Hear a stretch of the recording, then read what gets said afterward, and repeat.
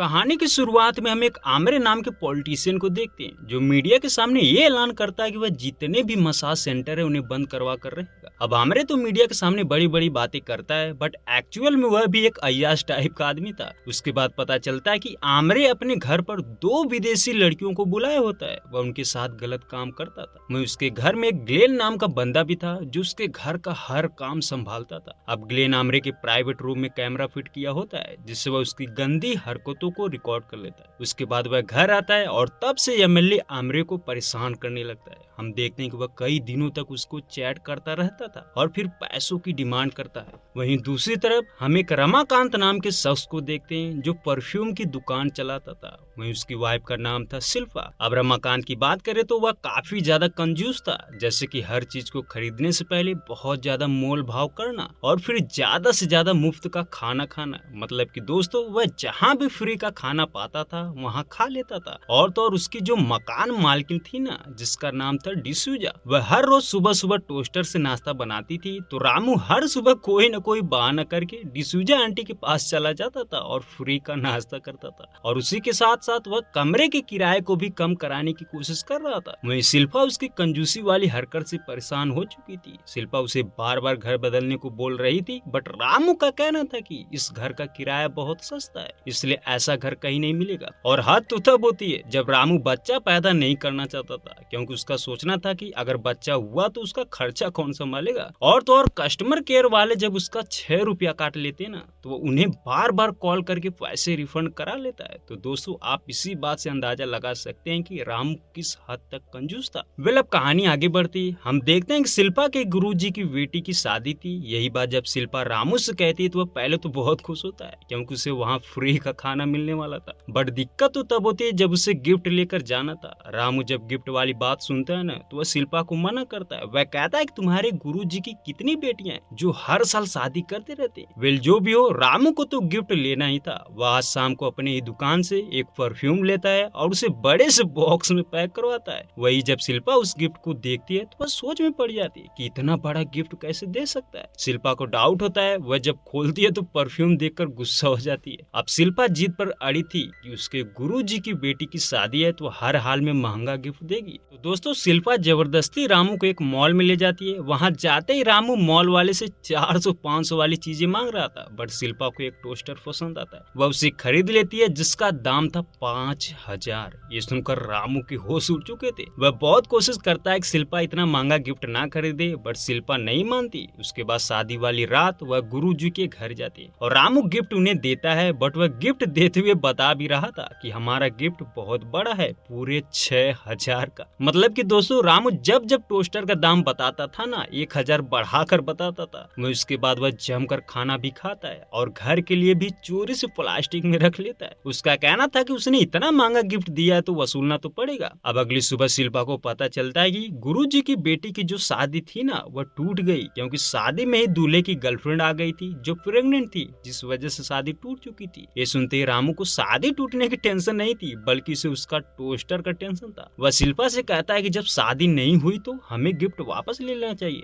इस बात से शिल्पा नाराज होती है। वह कहती है कि हम शाम को गुरुजी के घर जाएंगे, क्योंकि वह बहुत ज्यादा दुख में होंगे। बट इधर तो रामू एक गेम खेल देता है। वह उससे पहले अकेले ही गुरुजी के घर जाता है। वहाँ सब रो रहे थे और गुरुजी को दिलासा दे रहे थे, बट रामू तो उनसे गिफ्ट के बारे में पूछने लगता है। वह कहता है कि मेरा टोस्टर वापस कर दो। ये सुनते ही गुरुजी कहता है कि हमने सारे गिफ्ट अनाथ आश्रम में दान कर दिए। अब रामू और ज्यादा गुस्सा होता है, जिससे गुरुजी उसे भगा देते। उसके बाद रामू उस अनाथ आश्रम में जाता है जहाँ की हेड एक लेडी थी, उसका नाम था नंदिनी। नंदिनी उसी के टोस्टर से टोस्ट बनाकर खा रही थी। तभी रामू कहता है कि ये टोस्टर उसका है, इसलिए वह इसे लेने आया है। बट नंदिनी मना करती है। वह कहती है कि उन्हें किसी और ने दान किया है, इसलिए वह नहीं देगी। अब रामू यहाँ पर जिद करने लगता है, जिससे नंदिनी गुस्सा हो जाती है और उसे धक्का देकर बाहर भगा देती है। उसके बाद रामू घर नहीं जाता, वह बाहर ही छिपा था ताकि नंदिनी बाहर जाए और फिर वह अंदर जाकर चुरा ले। तो दोस्तों बिल्कुल वैसा ही होता है। हम देखते हैं कि नंदिनी जैसे ही ऑटो पकड़कर अपने घर जाते हैं ना, तो इधर रामू चुपके से अनाथ आश्रम में घुस जाता है और टोस्टर चुरा कर भागने लगता है। बड़ी दिक्कत तो तब होती है, उसे टोस्टर चुरा कर भागते वक्त केयर टेकर ने देख लिया था बट पहचान नहीं पाए थे। दोस्तों अगली सुबह रामू घर में नहा रहा था, उसी वक्त एक लेडी पुलिस आ जाती है, उसके साथ कांस्टेबल भी थे। वह रामू पर इल्जाम लगाती है कि तुम अनाथ आश्रम गए थे टोस्टर लेने और वही टोस्टर चोरी हो चुका है। रामू इनकार करता है। वहीं शिल्पा भी बहुत ज्यादा परेशान थी। वह कहती कि और घर की तलाशी ले लीजिए। उसके बाद वह तलाशी लेते हैं लेकिन टोस्टर कहीं नहीं मिलता, क्योंकि रामू ने तो टोस्टर रात को ही डिसूजा आंटी के घर पर रख दिया था। अब पुलिस वहां से चली जाती है। उसके बाद रामू काम के लिए निकल पड़ता है। वहीं दूसरी तरफ हम देखते हैं कि डिसूजा अपने बेटे ग्लेन से कहती कि वह टोस्टर को बेच दे, क्योंकि उनका टोस्टर खराब हो चुका था। तो दोस्तों यहाँ पर ग्लेन को कंफ्यूजन हो जाता है। वह गलती से रामू वाला नया टोस्टर उठा लेता है और उसे बेचने मार्केट चला जाता है। तभी वहीं बगल में ही एक लंगर में रामू खाना खा रहा था। वह ग्लेन के हाथ में अपना टोस्टर देख लेता है। ग्लेन टोस्टर को लेकर एक मॉल के अंदर जाता है। वहीं रामू भी उसका पीछा कर रहा था। हम देखते हैं कि आमरे ने ग्लेन से मिलने के लिए एक ऑफिसर को भेजा था जिसका नाम था बाला। वह ग्लेन को बहुत धमकाता है, कहता है कि रिकॉर्डिंग वापस कर दो नहीं तो तुम्हें मारने में देरी नहीं लगेगी। अब ये सुनकर ग्लेन काफी ज्यादा डर जाता है कि भागते हुए घर आता है। वह सबसे पहले मेमोरी कार्ड को टोस्टर के अंदर ही छुपा देता है। बट दोस्तों यहाँ पर एक कांड हो जाता है। ग्लेन की जो माँ थी ना डिसूजा, उसकी डेथ हो जाती है। उसी वजह से बिल्डिंग के सभी लोग वहाँ पर इकट्ठा हुए थे। ग्लेन जोर जोर से रो रहा था। वहीं रामू की बात करे तो वह सबके सामने मजे से खाना खा रहा था। और जब बात आती है कि आंटी के बारे में दो शब्द बोलने की ना, तो वह मौके पर चौका मार देता है। मतलब कि वह सबको बताता है कि डिसूजा आंटी ने मरने से पहले मेरे रूम के किराए को 5,000 कम कर दिया था। ये सुनते ग्लेन की हवा टाइट हो जाती है। तो कुछ इस तरह रामू चालाकी करता है। उसके बाद वह टोस्टर को उठाकर ले जाने की कोशिश करता है, बट ग्लेन उसे देख लेता है और कहता है कि ये टोस्टर उसकी माँ का है। रामू कहता है कि नहीं, ये मेरा टोस्टर है, मैंने सिर्फ यहाँ पर रखा था। अब ग्लेन नहीं मानता क्योंकि उसने उसके अंदर मेमोरी कार्ड भी छिपाया था। उसके बाद रात को ही रामू फिर से ग्लेन के कमरे में आता है। वह बुर्खा पहन कर आया था।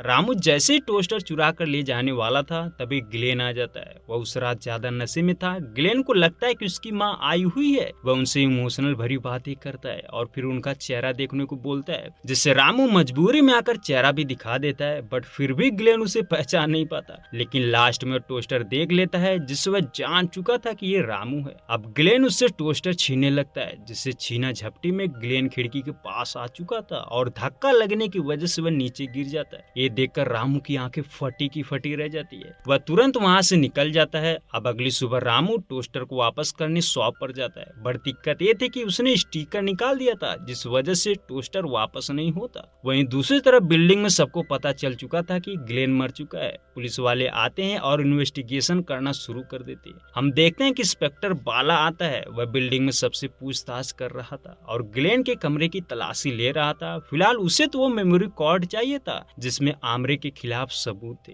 बाला उसे बहुत ढूंढता है बट कहीं भी नहीं मिलता। तब उसे याद आता है कि जिस दिन ग्लेन उससे शोरूम में मिला था ना, उस दिन उसके हाथ में एक नया टोस्टर था। अब उसे समझ आता है कि क्या पता ग्लेन ने उसी टोस्टर में मेमोरी कार्ड छुपाया हो। बाला सबसे टोस्टर के बारे में पूछ रहा था बट कोई नहीं बताता। उसके बाद जब बाला आमरे से बात कर रहा होता है ना, तो शिल्पा उसकी बात को सुन लेती है। उसे कुछ डाउट होने लगता है। दूसरी तरफ रामू के फोन पर अननोन नंबर से मैसेज आता है। वह देखता है कि उसमें एक वीडियो था जिसमें वह ग्लेन के साथ छीना झपटी कर रहा था और उसी वक्त वह नीचे गिर जाता है। ये देखते ही रामू की होश उड़ चुकी थी। अब रामू डर चुका था। वह उसे मैसेज करता है कि क्या चाहिए, बट वह शख्स वेट करने को बोलता है। वह उसके बाद रात को वह एक कमरे में बुलाता है। अब यहाँ पर एक बात क्लियर हो चुकी थी। दरअसल दोस्तों वह शख्स कोई और नहीं था बल्कि मालिनी आंटी थी। रामू उसके पास जाता है और सारी बातें बताता है, बट मालिनी तो उसके साथ कुछ और करना चाहती थी। वह उसे खुफिया कमरे में ले जाती है और वहाँ पर उससे जबरदस्ती करती है। रामू उसे छुड़ाकर भाग रहा था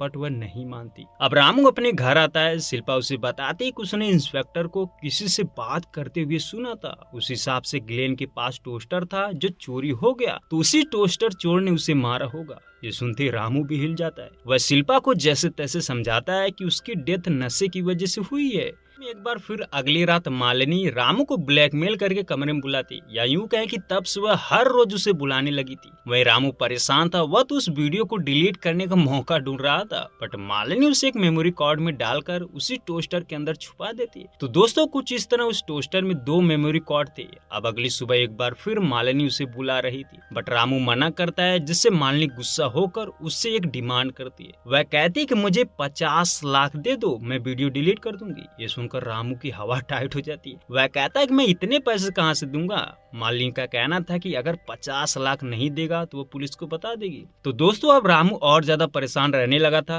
तभी एक शाम वह अपने दोस्त गुड्डू को सारी बातें बताता है। वह कहता है कि उसे एक आंटी परेशान कर रही है, क्योंकि उसके पास एक वीडियो है, तो किसी तरह उस औरत से वीडियो निकलवाना है। रामू कहता है कि बस डरा धमका कर उस वीडियो को डिलीट करवाना है। अब गुड्डू उसकी बात मान जाता है। रामू उसको लेकर अपने घर आता है। हम देखते हैं यहाँ पर एक और कांड हो जाता है, क्योंकि गुड्डू गन लेकर मालिनी को धमका रहा था, बट मालिनी उल्टा ही उसे मार देती है। और जब रामू घर में आता है ना, तब वह उसे मरा हुआ देखकर शॉक हो जाता है। मालिनी कहती है कि हमें किसी तरह इस बॉडी को ठिकाने लगाना होगा, तो वह उसे लेकर एक पार्क में जाती है। रामू पार्क में गुड्डू को दफन कर देता है। वहीं दूसरी तरफ आश्रम की हेड नंदिनी पुलिस स्टेशन जाती है। वहाँ टोस्टर चोरी होने का कंप्लेन लिखा रही थी। तब ये बात बाला को पता चल जाती है। तो यहाँ पर उसे पता चल चुका था कि वह टोस्टर रामू ने ही चुराया है। दूसरी तरफ रामू घर पर आता है। वहीं पूरी रात गायब हुआ था, इसलिए शिल्पा उस पर बहुत ज्यादा गुस्सा होती है। वह उसे पूछ रही थी कि आखिर वह इतनी रात को कहाँ था, बट रामू उसे बहाना बना रहा था। तभी अचानक से वहां पर बाला आ जाता है। वह उसे पकड़कर घसीटते हुए बाहर ले जाता है और सबको बताता है कि इसने टोस्टर चुराया है। वहीं शिल्पा इंस्पेक्टर को बहुत डांटती है, लेकिन तभी वहां पर नंदिनी भी आ जाती है। वह टोस्टर के बारे में बताती है, जिससे शिल्पा को भी यकीन हो जाता है कि टोस्टर रामू ने ही चुराया है, क्योंकि शिल्पा ने उस टोस्टर के स्टिकर को भी नोटिस किया था। तो यहाँ पर मामला बहुत ज्यादा बिगड़ने वाला था, बट लास्ट टाइम पर मालिनी वहाँ आ जाती है। वह नंदिनी को 5000 रुपये देती है और कहती है कि केस वापस ले ले। अब पैसे पाते ही नंदिनी केस वापस ले लेती है, जिससे बाला मजबूर हो जाता है।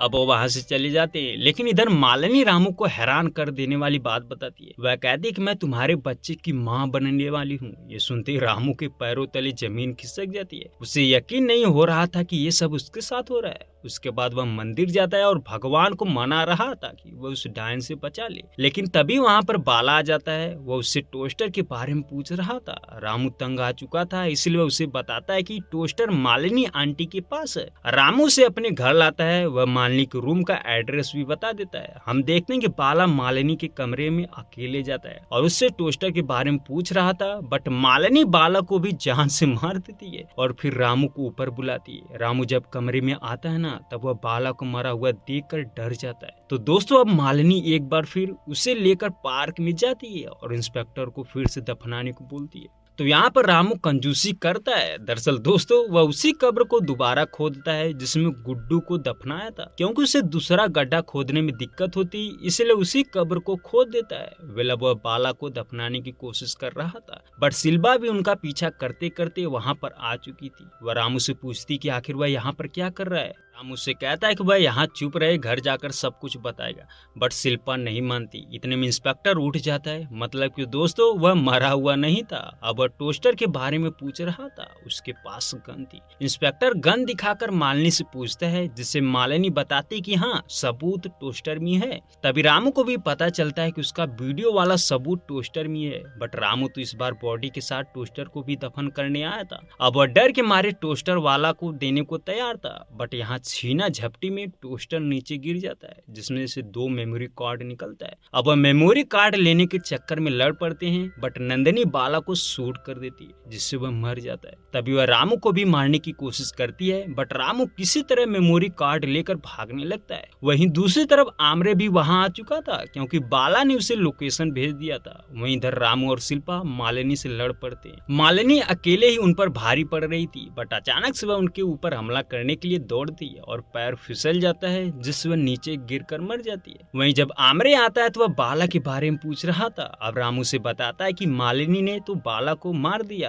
तभी आमरे को उसका वीडियो मिल जाता है। वह उसे फोन में लगाने की कोशिश कर रहा था। वही रामू को शक था कि कहीं ये उसका वाला तो वीडियो नहीं, इसलिए वह ये गेम खेलता है। वह आमरे से कहता है कि अगर आप इस कार्ड को फोन में डालेंगे तो क्या पता कोई हैकर हैक कर ले, इसलिए इस कार्ड को ऐसे ही जला दो। आमरे को रामू की बात ठीक लगती है, इसलिए वह तुरंत कार्ड को खा जाता है और फिर रामू और शिल्पा वहां से निकल जाते हैं। अब रास्ते में ही शिल्पा उससे झगड़ा कर लेती है, क्योंकि उसे आंटी के रिलेशनशिप वाली बात पता थी। शिल्पा उसे छोड़ने को बोल रही थी, बट रामू यहाँ पर काफी ज्यादा इमोशनल हो जाता है और अपनी गलती एक्सेप्ट करता है। रामू का कहना था कि ये सब उसकी कंजूसी की वजह से हुआ है। अगर वह कंजूस ना होता तो एक टोस्टर के चक्कर में इतना बड़ा कांड नहीं होता। तो दोस्तों अब उनके बीच सब कुछ क्लियर हो चुका था। वह साथ में बहुत खुश थे। तभी एक दिन शिल्पा बोलती कि आज उनकी एनिवर्सरी है, इसलिए उसे बाहर खाना खाना है। और रामू उसे बाहर तो ले जाता है, बट एक लंगर में खाना खिला रहा था। तो दोस्तों इसे देखकर यही समझ आता है कि रामू नहीं सुधरने वाला था। इसी के साथ कहानी समाप्त कर दी जाती है।